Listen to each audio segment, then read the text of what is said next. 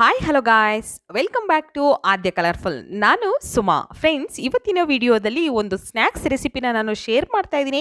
ಗರಿ ಗರಿಯಾದ ಈ ರೀತಿಯ ಪಕೋಡ ಯಾವತ್ತೂ ಕೂಡ ನೀವು ತಿಂದಿರಲ್ಲ ಅನಿಸುತ್ತೆ, ಅಷ್ಟು ರುಚಿಯಾಗಿರುವಂಥ ಒಂದು ಸ್ನ್ಯಾಕ್ಸನ್ನು ನಾನು ಶೇರ್ ಮಾಡ್ತಾ ಇದ್ದೀನಿ ಫ್ರೆಂಡ್ಸ್.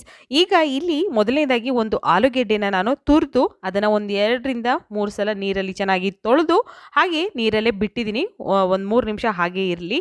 ನಂತರ ಇಲ್ಲಿ ಒಂದು ಕ್ಯಾರೆಟ್ನ ನಾನು ತುರಿದಿಟ್ಕೊಂಡಿದ್ದೀನಿ. ಸೊ ತುಂಬ ಈಸಿಯಾಗಿ ಮಾಡುವಂಥ ಒಂದು ಪಕೋಡ ರೆಸಿಪಿನ ನಾನು ಇವತ್ತು ಶೇರ್ ಮಾಡ್ತಾ ಇದ್ದೀನಿ ಫ್ರೆಂಡ್ಸ್. ಹಾಗೆ ಇಲ್ಲಿ ಕ್ಯಾಬೇಜ್ನ ತುರಿದು ಇಟ್ಕೊಂಡಿದ್ದೀನಿ, ಅದೊಂದು ಕಪ್ ಆಗುವಷ್ಟು. ಹಾಗೆ ಈರುಳ್ಳಿ ಕೂಡ 1.5 ಕಪ್ ಆಗುವಷ್ಟು ಈರುಳ್ಳಿನ ನಾನು ಉದ್ದುದ್ದವಾಗಿ ಕಟ್ ಮಾಡ್ಕೊಂಡಿದ್ದೀನಿ. ಕೊತ್ತಂಬರಿ ಸೊಪ್ಪು ಒಂದು 3-4 ಟೇಬಲ್ ಸ್ಪೂನ್ ಆಗುವಷ್ಟು. ಹಾಗೆ ಒಂದು ಹಸಿರು ಮೆಣಸಿನ್ಕಾಯಿನ ಹಾಕ್ತಾ ಇದ್ದೀನಿ. ಸೊ ಮಕ್ಕಳಿಗೆ ನೀವು ಬೋಂಡ ಎಲ್ಲ ಕೊಡೋದಾದರೆ ಈ ಹಸಿರು ಮೆಣಸಿನ್ಕಾಯಿನ ಸ್ಕಿಪ್ ಮಾಡ್ಬೋದು. ಓಕೆ, ಸೊ ಈಗ ನೋಡಿ, ನಾನು ಇವಾಗ ಒಂದು ಮಿಕ್ಸಿಂಗ್ ಬೌಲ್ ತೊಗೊಳ್ತೀನಿ.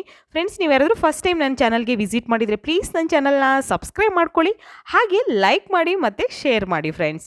ಓಕೆ, ಈಗ ನಾನು ತುರಿದಿರೋಂತಹ ಆಲೂಗೆಡ್ಡೆ ಇದೆಯಲ್ಲ, ಅದನ್ನು ನೀರಲ್ಲಿ ತೊಳೆದು ಹಾಕ್ಕೋತಾ ಇದ್ದೀನಿ. ಸೊ ಇದು ಸುಮಾರು 1.5 ಕಪ್ ಆಗುವಷ್ಟು ಇರಬಹುದು. ಓಕೆ, ಮತ್ತು ನಾನು ಇಲ್ಲಿ 1 ಕಪ್ ಆಗುವಷ್ಟು ಕ್ಯಾರೆಟ್ನ ಹಾಕ್ಕೋತಾ ಇದ್ದೀನಿ ತುರಿದು. ಅದನ್ನು ಕೂಡ ವಾಶ್ ಮಾಡಿ ಹಾಕ್ಕೋತಾ ಇದ್ದೀನಿ. ನಂತರ ಈಗ ನಾವು ಈರುಳ್ಳಿ ಮತ್ತು ಕ್ಯಾಬೇಜ್ ಹಾಗೆ ಹಸಿರು ಮೆಣಸಿನ್ಕಾಯಿ ಮತ್ತು ಕೊತ್ತಂಬರಿ ಸೊಪ್ಪು ಇಷ್ಟನ್ನು ಕೂಡ ಇವಾಗ ಇದಕ್ಕೆ ಹಾಕ್ಕೊಳ್ಳೋಣ. ಫ್ರೆಂಡ್ಸ್, ಖಂಡಿತವಾಗ್ಲೂ ನೀವು ಈ ರೀತಿಯ ಪಕೋಡನ ಯಾವತ್ತೂ ಕೂಡ ತಿಂದಿರಲ್ಲ ಅನಿಸುತ್ತೆ. ಒಂದು ಸಲ ಟ್ರೈ ಮಾಡಿದ್ರೆ ಆ ರುಚಿಯಂತೂ ಮರೆಯೋದಿಲ್ಲ. ಈ ಎಲ್ಲ ಪಕೋಡನೂ ಕೂಡ ಮರ್ತೋಗ್ತೀರ, ಅಷ್ಟು ಟೇಸ್ಟಿಯಾಗಿ ಈ ಒಂದು ಗರಿ ಗರಿಯಾದ ಪಕೋಡ ಬರುತ್ತೆ. Veg mix pakoda. ಖಂಡಿತವಾಗ್ಲೂ ಒಂದು ಸಲ ವೆಜಿಟೇಬಲ್ನ ಉಪಯೋಗಿಸಿ ಪಕೋಡನ ತಯಾರಿಸಿ ಫ್ರೆಂಡ್ಸ್. ಓಕೆ, ಈಗ ನಾನು ಇದಕ್ಕೆ ರುಚಿಗೆ ತಕ್ಕಷ್ಟು ಉಪ್ಪನ್ನು ಸೇರಿಸ್ಕೊತಾ ಇದ್ದೀನಿ. ಸೊ ಉಪ್ಪು ಹಾಕಿದ ನಂತರ ನಾವು ಇದಕ್ಕೆ ಸ್ವಲ್ಪ ಅರಿಶಿನ ಹಾಕೋತಾ ಇದ್ದೀನಿ, ಒಂದು ಪಿಂಚಷ್ಟು ಅರಿಶಿನ. ಸೊ ಬೇಕು ಅಂತಂದರೆ ಹಾಕಿ, ಇಲ್ಲಾಂದರೆ ಇದನ್ನು ಟೋಟಲಾಗಿ ನೀವು ಸ್ಕಿಪ್ ಮಾಡ್ಬೋದು. ನಂತರ ಅಚ್ಕಾರದ ಪುಡಿನ ಹಾಕ್ಕೋತಾ ಇದ್ದೀನಿ. ನಾನು ಖಾರಕ್ಕೆ 1 ಟೇಬಲ್ ಸ್ಪೂನ್ ಆಗೋಷ್ಟು ತೊಗೊಂಡಿದ್ದೀನಿ ಇಲ್ಲಿ. ನಂತರ ಇಲ್ಲಿ ನಾವು ಇದಕ್ಕೆ ಸ್ವಲ್ಪ ಅಜ್ವೈನ್ನ ಹಾಕ್ಕೊಳ್ಳೋಣ. ಅಜ್ವೈನ್ ಅಥವಾ ಜೀರಿಗೆ ಪೌಡರ್ ಇದ್ದರೆ ಜೀರಿಗೆ ಪೌಡರ್, ಅಥವಾ ಜೀರಿಗೆ ಇದ್ದರೆ ಬರೀ ಜೀರಿಗೆ ಕೂಡ ನೀವು ಹಾಕ್ಬೋದು. ಅಜ್ವೈನ್ ಹಾಕೋದ್ರಿಂದ ಒಂದು ಒಳ್ಳೆ ಟೇಸ್ಟು ಮತ್ತು ಒಂದು ಒಳ್ಳೆ ಪರಿಮಳ ಇರುತ್ತೆ ಅಂತ ಹಾಕಬೇಕು ನಾವು ಅಷ್ಟೇ. ಓಕೆ, ಇವಾಗ ಇದನ್ನು ಹಾಗೆ ಮಿಕ್ಸ್ ಮಾಡ್ಕೊಳ್ಳೋಣ. ಫಸ್ಟು ನಾನು ಯಾವುದೇ ಹಿಟ್ಟನ್ನು ಹಾಕಿಲ್ಲ, ಹಾಗೆ ಈಗ ಮಿಕ್ಸ್ ಮಾಡ್ಕೋತಾ ಇದ್ದೀನಿ. ನೋಡಿ, ಆವಾಗ ನಾವು ಈರುಳ್ಳಿನ ಎಲ್ಲ ಕಟ್ ಮಾಡಿರೋ ಈರುಳ್ಳಿ ಉದ್ದುದ್ದವಾಗಿದ್ದರೆ ಈ ಥರ ಎಲ್ಲ ಬಿಡಿ ಬಿಡಿ ಆಗುತ್ತೆ. ಆವಾಗ ನಮಗೆ ಪಕೋಡ ನಾವು ಹಾಕಿದಾಗ ತುಂಬಾ ಗರಿ ಗರಿಯಾಗಿ ಬರುತ್ತೆ ಫ್ರೆಂಡ್ಸ್. ಓಕೆ, ಇವಾಗ ನಾನು ಕಡಲೆ ಹಿಟ್ಟನ್ನು ತೊಗೊಂಡಿದ್ದೀನಿ. 1 ಕಪ್ ಆಗುವಷ್ಟು ಕಡಲೆ ಹಿಟ್ಟು ಹಾಕ್ಕೊಂಡ್ರೆ ಅದಕ್ಕೆ 2 ಟೇಬಲ್ ಸ್ಪೂನ್ ಆಗುವಷ್ಟು ನಾವು ನೋಡಿ 2 ಟೇಬಲ್ ಸ್ಪೂನ್ ಆಗುವಷ್ಟು ನಾವು ರೈಸ್ ಫ್ಲೋರ್ನ ಹಾಕಬೇಕಾಗತ್ತೆ. ಅಂದರೆ ಅಕ್ಕಿ ಹಿಟ್ಟು ನಾವು ಮನೆಯಲ್ಲಿ ರೊಟ್ಟಿ ಮಾಡೋದಕ್ಕೆ ಉಪಯೋಗಿಸ್ತೀವಲ್ಲ, ಅದೇ ಅಕ್ಕಿ ಹಿಟ್ಟನ್ನು ನಾನು ಹಾಕ್ತಾಯಿದ್ದೀನಿ, 2 ಸ್ಪೂನ್ ಆಗುವಷ್ಟು. ನಂತರ ಈಗ ಮಿಕ್ಸ್ ಮಾಡ್ಕೊಳ್ಳೋಣ. ನೀರೇನೇನೂ ಹಾಕಬೇಡಿ, ಯಾಕೆಂದರೆ ಈರುಳ್ಳಿಯಲ್ಲೇ ನೀರು ಬಿಟ್ಕೊಳ್ಳುತ್ತೆ ಮತ್ತು ಆಲೂಗೆಡ್ಡೆ ತುರಿದು ಹಾಕಿರೋದ್ರಿಂದ ಸೊ ಅದೆಲ್ಲ ನೀರು ಬಿಟ್ಕೊಳ್ಳುತ್ತೆ. ಹಾಗಾಗಿ ಇದೇ ಕರೆಕ್ಟಾಗಿ ಆಗುತ್ತೆ ನಮಗೆ, ಮತ್ತು ನೀರು ಹಾಕ್ಕೊಳ್ಳೋದು ಬೇಡ.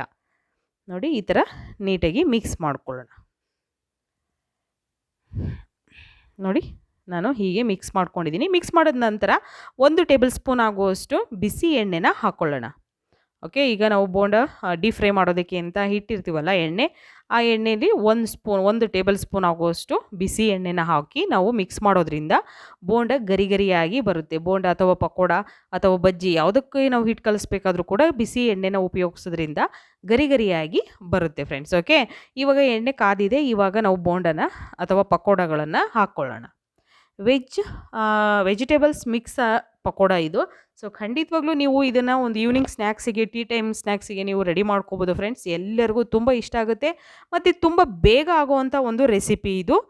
ಗರಿ ಗರಿಯಾಗಿ ಈ ರೀತಿಯ ಪಕೋಡನ ಯಾವತ್ತೂ ಕೂಡ ನೀವು ಖಂಡಿತವಾಗ್ಲೂ ತಿಂದಿರಲ್ಲ ಅನಿಸುತ್ತೆ. ನೀವು ತಿಂದಿದ್ರೂ ಕೂಡ ಈ ಟೇಸ್ಟ್ ಬರೋದಿಲ್ಲ. ಒಂದು ಸಲ ಮನೆಯಲ್ಲಿ ಟ್ರೈ ಮಾಡಿ, ನಾನು ಹೇಳಿರೋ ರೀತಿಯಲ್ಲಿ ಟ್ರೈ ಮಾಡಿ ಹೇಗೆ ಬಂತು ಅಂತ ಖಂಡಿತ ಕಾಮೆಂಟ್ ಸೆಕ್ಷನಲ್ಲಿ ತಿಳಿಸಿ ಫ್ರೆಂಡ್ಸ್. ಓಕೆ, ಈಗ ನಾನು 2 ಸೈಡ್ ಪಕೋಡಗಳನ್ನು ಬೇಯಿಸ್ಕೊತಾ ಇದ್ದೀನಿ. ನೋಡಿ, ನಾನು ಟರ್ನ್ ಮಾಡಿ 2 ಸೈಡ್ ಕೂಡ ನಾನು ಬೇಯಿಸ್ಕೊತಾ ಇದ್ದೀನಿ. ಸ್ವಲ್ಪ ಕಲರ್ ಚೇಂಜ್ ಆದಾಗ ನಮಗೆ ಗೊತ್ತಾಗುತ್ತೆ ಗರಿ ಗರಿಯಾಗಿ ತುಂಬ ಚೆನ್ನಾಗಿ ಬೆಂದಿದೆ ಅಂತ. ಆಗ ಒಂದು ಟಿಶ್ಯೂ ಪೇಪರ್ ಮೇಲೆ ಇದನ್ನು ತೆಗೆದಿಟ್ಕೋಬೇಕು. ಓಕೆ, ನೋಡಿ, ಹೀಗೆ ಟರ್ನ್ ಮಾಡಿ ನಾನು ಬೇಯಿಸ್ಕೊತಾ ಇದ್ದೀನಿ. ಸ್ಟವ್ನ ಲೋ ಫ್ಲೇಮಲ್ಲೇ ಇಟ್ಕೊಂಡು ನೀವು ಬೇಯಿಸ್ಕೋಬೇಕು. ಇವಾಗ ಒಂದು ಟಿಶ್ಯೂ ಪೇಪರ್ ಮೇಲೆ ತೆಗೆದಿಟ್ಕೊಳ್ಳೋಣ. ತುಂಬಾ ಈಸಿಯಾಗಿ ವೆಜ್ ಪಕೋಡ ರೆಡಿ ಆಗ್ತಾ ಇದೆ ಫ್ರೆಂಡ್ಸ್. ಖಂಡಿತವಾಗ್ಲೂ ಮನೆಯಲ್ಲಿ ಈ ಪಕೋಡನ ತಯಾರಿಸಿ ಹೇಗೆ ಬಂತು ಅಂತ ಕಾಮೆಂಟ್ ಸೆಕ್ಷನಲ್ಲಿ ತಿಳಿಸಿ. ವಿಡಿಯೋ ಇಷ್ಟ ಆಗಿದ್ರೆ ಚಾನಲ್ನ ಸಬ್ಸ್ಕ್ರೈಬ್ ಮಾಡ್ಕೊಳ್ಳಿ. Okay, bye, see you, take care.